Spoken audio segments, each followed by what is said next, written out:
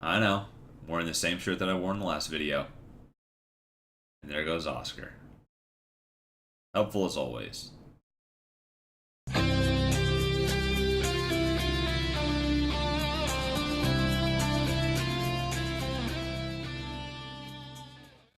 Yeah, so Leslie, I'm sorry, right? When I gave you my pitch 2 years ago as to why I should build a PC and that would be cheaper than a console in the long run, I was full of shit. Now, I didn't know I was at the time, but I also didn't know how addicting upgrading your PC is, right? Last year, it was just, I'm just going to get a new case, an all in one water cooler, a new headset. And then right before Christmas, I decided to treat myself and buy the Asus ROG Swift PG 279, right? And that is their flagship, or at least it was at the time, 27-inch 1440p IPS display with G-Sync, and up to like either 144 or 200 hertz, right? Really, really nice monitor. And I loved it, and everything was fine for a couple of months. And then I started having to tweak my settings in games and turn some of the ultras down to high, some of the highs down to medium, right? And I said to myself, all right, I'm going to get a 1080 Ti. I got the money, I can do it. Wrong, because I'm not going to spend $1,300 on a graphics card. Sadly for everybody at my house, the price has finally dropped, and I was able to pick up this bad boy, the EVGA 1080 Ti for the Win 3 off of Amazon for $799, which I don't think is very far off of where it launched at, right? So I'm going to do a quick unboxing, and then I'm going to talk about how it compares versus my old card.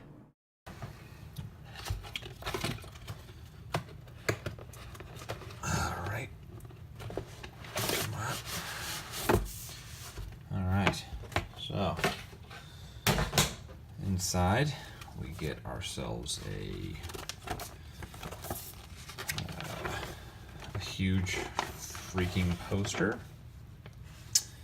The premier source for gamers.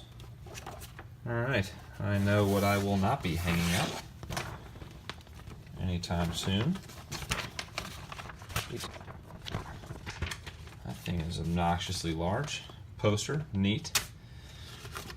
We get our EVGA enthusiast built stickers, which everyone knows you put on the back of your vehicle.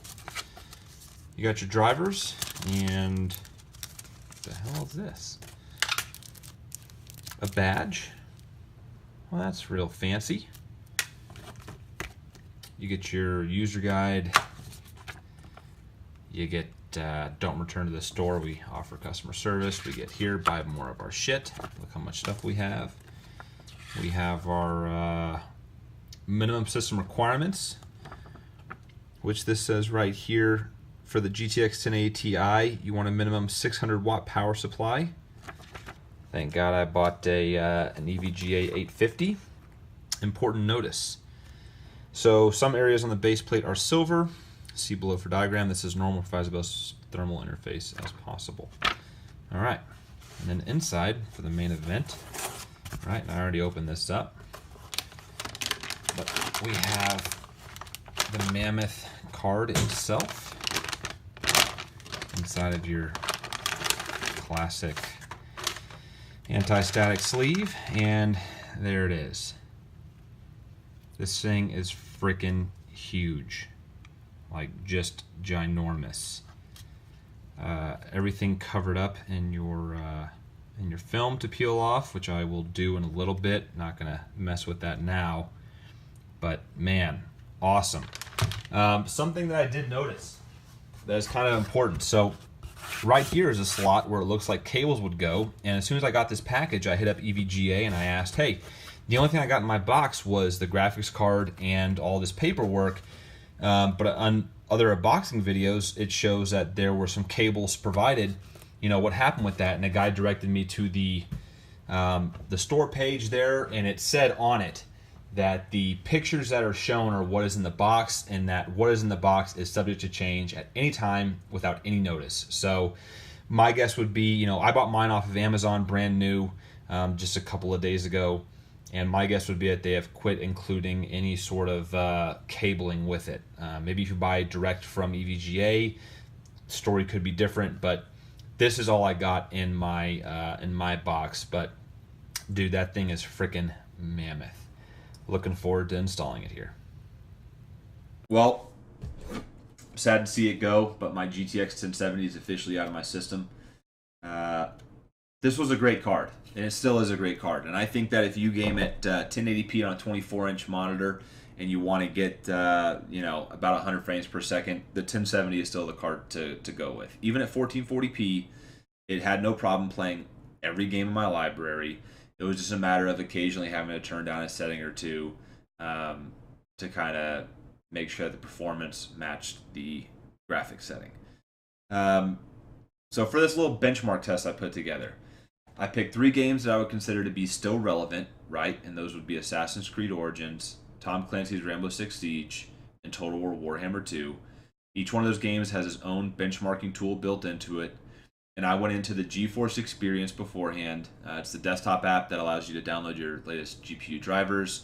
But it also has a tool in there to optimize games for a good balance between graphics quality and performance. So all the games were optimized, right? And on the left side of the screen here is a list of my PC specs, so you can kind of see what we were working with. And we'll go ahead and hop right into the results. Alrighty, so the results are in. I've got a little cheat sheet here. For Assassin's Creed Origins, on the 1070, our average frames per second score was 69 frames, and on the 1080 Ti, it was at 77. Now, you might look at that and you say to yourself, what the heck, man, that's only 8 frames per second. I'm not paying $800 for a graphics card that's only going to give me 8 frames better. Wrong. AC Origins has 6 different graphical presets. You have very low, low, medium, high, very high, and ultra high. On the 1070, that preset is medium. On the 1080 Ti, it is set at ultra high. So the game ran better as far as frames, but it looked freaking gorgeous. Like, I was very satisfied. I had not gotten to see that game in its full splendor before. So pleased with that result. Very pleased with that result. Moving on to Total War Warhammer 2. I kind of knew this wasn't going to be a real, surprise, but that game is so CPU intensive that the graphics cards did not make a whole lot of a difference. On the 1070, we got 38.7 frames per second on the battle benchmark. And on 1080 Ti, that jumped up to 51.3. So 13 frames, yes. But will it actually be that noticeable performance difference in the game? No, because like I said, those games rely so heavily on your CPU. Did the character models look a lot better when you were zoomed in? Yeah, absolutely. You know what I mean? Did that sort of gritty quality when it's when you zoom in on a battle? Yes, but that game is not, you're intended to zoom in and look at stuff every now and then just to kind of enjoy it. That's not really how the game is meant to be played. It's these, massive battles. So, not too shocked with that result. Not displeased with it. But what I am really pleased with is Tom Clancy's Rainbow Six Siege. So this is the game out of the 3 that I play the most. I play it every single day with my friends. And the results kind of blew me away. So on the GTX 1070, for your overall benchmark results, minimum frames was 53, average was 73, and maximum that it hit was 90. Okay, that was on 1070. On the 1080 Ti, the minimum was 94, the average was 123, and the maximum was 275. So if you look at it purely on the averages, that's just awesome. You're getting a jump of 50 frames per second in a major AAA game. The graphics quality went up a little bit, but the game was just running so buttery smooth. I was blown away. The other thing that I thought was kind of cool on these tests here was the max on the 1070 that it reached was 90 frames per second. The minimum that it hit on the 1070 Ti or on the 1080 Ti was 94. So I don't know. I thought that was really cool. Rainbow Six. That's right. I was glad to see the result there. So let's go ahead and move on to final thoughts on whether or not I think you guys should buy one of these. So should you buy one? And my response to that is, fuck yes, you should go buy one. Everyone should buy one. Is it fiscally responsible? No. But are you taking your money to the grave with you? No. I'm kidding. If you have a mortgage and kids and stuff, you got responsibilities, I understand. But if you can get a 1080 Ti, get a 1080 Ti. They're freaking awesome. Like, that's the only thing I have to say about it is that it is freaking awesome. The 1070 was great. It worked just fine. But the reason why I believe PC gaming will never, ever be cheaper than console gaming is because there is always something newer and better coming out every couple of months, right? You don't have to get it. That's true. You can build a PC for under $500. And you know what? An Xbox One is going to smoke that thing because a PC for under $500 is going to suck ass. Sorry. But you go buy a 1080 Ti and you're going to blow the freaking consoles out of the water because they can't compete with that. 2K or 4K at 140 frames per second, like, they can't do that.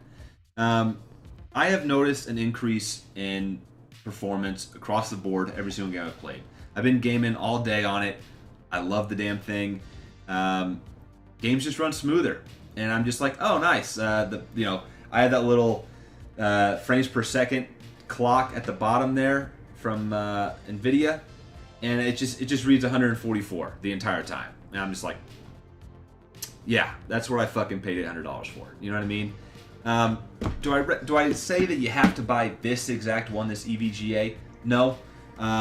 I did a lot of research before I made the purchase, and a lot of people said that the Asus ROG Strix version, which still, the price hadn't dropped on it last week. It was still at like $930, and I wasn't going to pay $130 more than this.